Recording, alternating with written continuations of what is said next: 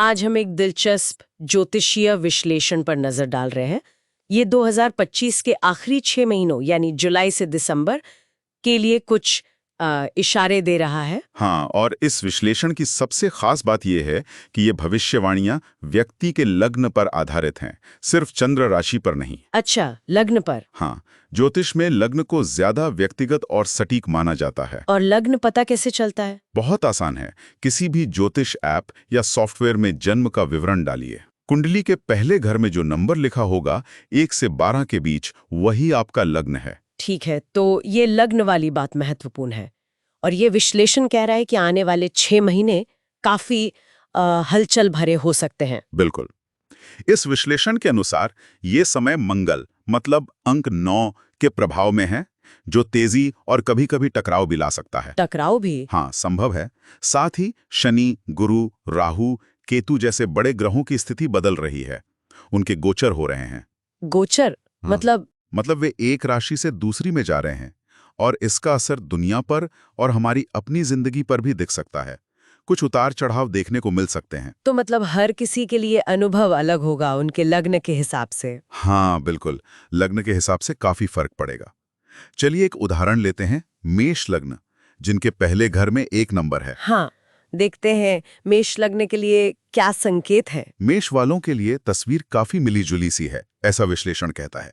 एक तरफ तो गुरु का गोचर है, बृहस्पति का राशि बदलना। तो जुलाई से अक्टूबर के बीच करियर में अच्छे मौके आ सकते हैं, जैसे तरक्की या शायद कोई नई नौकरी। ये तो अच्छा है। हाँ, लेकिन दूसरी तरफ शनि वक्री हो रहे हैं। वक्री मतलब धीमा या पीछे जाता हुआ। हाँ, बिल्कुल। जब कोई ग्रह पृथ्वी से देखने पर धीमा या पीछे जाता हुआ महसूस होता है, तो इसके कारण कामों में कुछ देरी हो सकती है, या ऑफिस में कह सकते हैं कुछ जलन का माहौल भी बन सकता है। ओहो, मतलब मौके भी हैं और साथ में कुछ रुकावटें भी। एक तरह का संतुलन साधना होगा। और पैसों के मामले में आर्थिक मोर्चे पर क्या सलाह है? यहाँ थोड़ी सावधानी बरतने को कहा गया है, खासकर बड़ी खरीदारी में। जैसे कोई महंगी गाड़ी या प्रॉपर्टी लेने में जल्दबाजी ना करें, और किसी को उधार देने से भी बचने की सलाह है। समझ गए। और परिवार, रिश्ते? परिवार में शुरुआत तो अच्छी रहेगी, पर विश्लेषण कहता है कि अक्टूबर के बाद थोड़ी गलतफहमी या तनाव की स्थिति बन सकती है। प्यार के मामले में भी कुछ उतार चढ़ाव दिख रहे हैं। अगस्त रोमांस के लिए बेहतर है, पर बाद में शायद थोड़ी दूरी महसूस हो सकती है। और सेहत? सेहत में त्वचा और बालों की समस्याओं पर ध्यान देने को कहा गया है, और इसका संबंध कहीं ना कहीं खान-पान से हो सकता है। उपाय के तौर पर शिव तीर्थ यात्रा का सुझाव दिया गया है। तो मेष लग्न के लिए ये मिली-जुली तस्वीर है। इसके बाद विश्लेषण मिथुन लग्न की बात करता है, जिनके पहले घर में नंबर 3 होता है। उनके लिए कहा जा रहा है कि समय काफी अनुकूल है। क्या ये सही है? हाँ, मिथुन लग्न वालों के लिए ये विश्लेषण ज्यादातर सकारात्मक संकेत दे रहा है। गुरु, केतु, राहु की स्थितियां इनके लिए अच्छी हैं। करियर और पढ़ाई में, खासकर जो लोग प्रतियोगी परीक्षाओं की तैयारी कर रहे हैं, उनके लिए अच्छी खबर ला सकती हैं।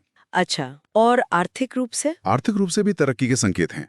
नई गाड़ी या प्रॉपर्टी के योग बन सकते हैं। हाँ, एक बात है, शेयर मार्केट में अगस्त-सितंबर के आसपास थोड़ी सावधानी रखने की सलाह दी गई है। ठीक है। और निजी जीवन कैसा रहेगा? परिवार, प्रेम? पारिवारिक जीवन आमतौर पर अच्छा रहेगा। धार्मिक कामों में रुचि भी बढ़ सकती है। हालांकि जीवन साथी से थोड़े बहुत मतभेद हो सकते हैं, मामूली से। प्रेम जीवन में शादी के प्रस्ताव भी आ सकते हैं। अच्छा। हाँ, पर शायद मन में साथी की उपयुक्तता को लेकर कुछ शंकाएं भी उठ सकती हैं। पढ़ाई के लिए समय अच्छा है, खासकर अगर कोई कानून, भाषा या अकाउंट जैसे विषयों में है। और मिथुन लग्न के लिए सेहत संबंधी कोई चिंता? हाँ, देखिए, बृहस्पति लग्न में है तो जीवन शैली से जुड़ी दिक्कतें हो सकती हैं, जैसे वजन बढ़ना, पाचन की समस्या या डायबिटीज का खतरा। इस पर ध्यान देना होगा। उपाय में गाय की सेवा और चने की दाल का दान करने का सुझाव है। तो ये 2 उदाहरण मेष और मिथुन दिखाते हैं कि लग्न के हिसाब से अनुभव कितना अलग हो सकता है। लेकिन इन भविष्यवाणियों से हटकर अगर हम देखें, तो क्या ये विश्लेषण सिर्फ यही बता रहा है कि क्या होगा, या कुछ और भी कह रहा है? हाँ, यही ये विश्लेषण और दिलचस्प हो जाता है। ये सिर्फ भविष्यवाणी नहीं कर रहा, ये बार बार इस बात पर जोर देता है कि देखो, ग्रहों की स्थितियां भले ही कुछ रुझान बनाती हैं, लेकिन हमारी अपनी कोशिश, हमारी सोच में बदलाव और जो उपाय सुझाए गए हैं, वो बहुत अहमियत रखते हैं। मतलब कर्म का महत्व है। बिल्कुल, ये सिर्फ भाग्य के भरोसे बैठने को नहीं कहता, बल्कि सावधानी, योजना और सही रणनीति बनाने की सलाह देता है। इसमें किसी कॉस्मिक कोड, कुंडली जैसे टूल का भी जिक्र है, जिसे व्यक्तिगत मार्गदर्शन पाने का एक जरिया बताया गया है, पर उसके बारे में ज्यादा विस्तार नहीं है। तो कुल मिलाकर इस विश्लेषण का निचोड़ ये है कि अगले 6 महीने अवसरों और चुनौतियों का एक मिला-जुला दौर ला रहे हैं, और ये हर व्यक्ति के लिए उनके लग्न के हिसाब से अलग-अलग महसूस होगा।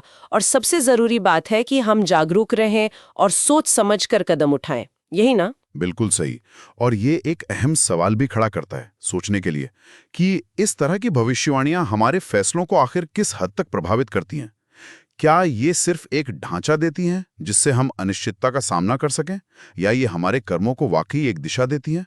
देखो, ये विश्लेषण खुद भी भविष्यवाणी के साथ साथ कोशिश और अनुकूलन की बात करता है। क्षण इशारा करता है कि ये जो दौर है, ये हमारे पिछले कर्मों का आईना भी है और आने वाले भविष्य की तैयारी भी। जैसे आपने मेष लग्न के लिए 2027 के बाद शनि के प्रभाव का जिक्र किया था। हाँ, बिल्कुल। तो इन लंबे ज्योतिषीय चक्रों को समझना, चाहे इस ज्योतिष के माध्यम से हो या किसी और तरीके से, आज हमारे चुनाव को कैसे बेहतर बना सकता है, ये सोचने वाली बात है।